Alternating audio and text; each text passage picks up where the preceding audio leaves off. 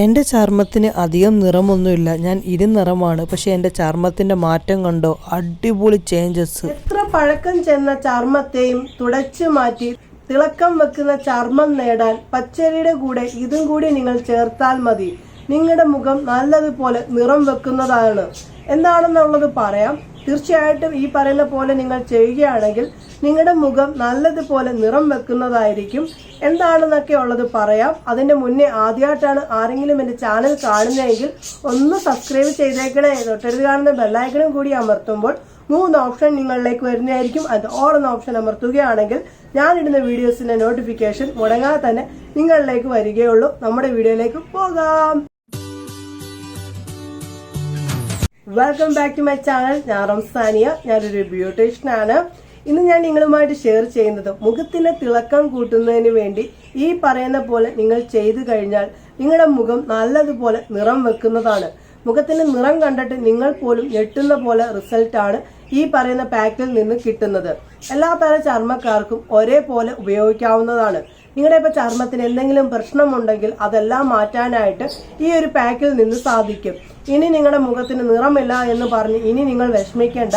ഈ പാക്ക് കുറച്ച് ദിവസം കണ്ടിന്യൂ നിങ്ങൾ ഉപയോഗിച്ചു കഴിഞ്ഞാൽ നിങ്ങളുടെ മുഖം നല്ലതുപോലെ നിറം വെക്കുന്നതായിരിക്കും.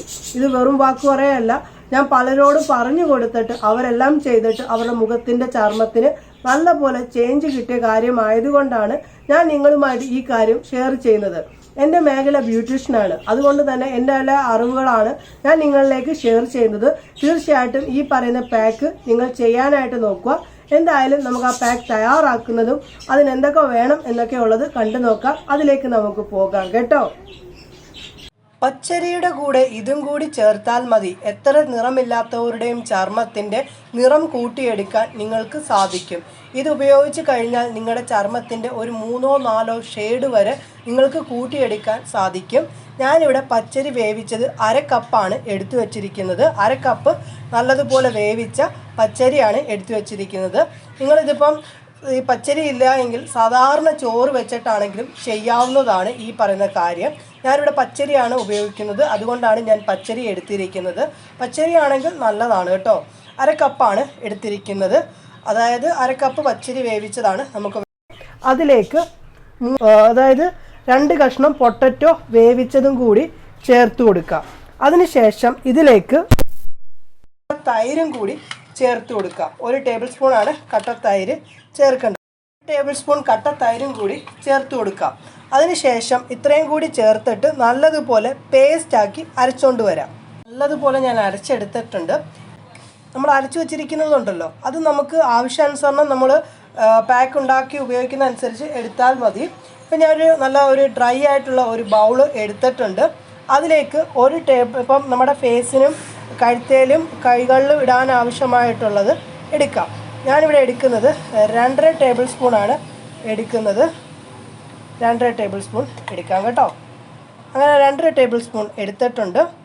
ഇനി ഇതിലേക്ക് അടുത്തതായിട്ട് ഞാൻ ചേർക്കുന്നത് നിങ്ങൾക്ക് പാല് ചേർക്കാം, അതല്ലെങ്കിൽ റോസ് വാട്ടർ ചേർക്കാവുന്നതാണ്. റോസ് വാട്ടർ ഞാൻ ചേർക്കുന്നത് 1.5 ടേബിൾ സ്പൂൺ റോസ് വാട്ടർ ചേർത്ത് കൊടുക്കാം. 1.5 ടേബിൾ സ്പൂൺ കേട്ടോ. 1.5 ടേബിൾ സ്പൂൺ റോസ് വാട്ടർ ചേർത്തിട്ടുണ്ട്. അതിനുശേഷം ഇതൊന്ന് മിക്സ് ആക്കുക. ഓക്കെ, ഞാൻ മിക്സ് ആക്കിയിട്ടുണ്ട് കേട്ടോ. ഇതേ പരുവത്തിലായിട്ട് കിട്ടിയിട്ടുണ്ട്. ഇനി ഇതിലേക്ക് ചേർക്കുന്നത് 1/2 മുറി നാരങ്ങയുടെ നീരാണ് ചേർക്കുന്നത്. 1/2 മുറി നാരങ്ങ നീരും കൂടി ഇതിലേക്ക് ചേർത്ത് കൊടുക്കാം. ഇത് എല്ലാ ദിവസവും നിങ്ങൾ ഈ പാക്ക് ഉപയോഗിക്കണം കേട്ടോ, എന്നാലേ നല്ല പോലെ ചേഞ്ച് ഉണ്ടാകുള്ളൂ. 1/2 മുറി നാരങ്ങയുടെ നീരും കൂടി ചേർത്ത് കൊടുക്കുകയാണ്. അങ്ങനെ 1/2 മുറി നാരങ്ങ നീരും ചേർത്തിട്ടുണ്ട്. അതിനുശേഷം ഇത് നല്ല പോലെ മിക്സ് ആക്കുക.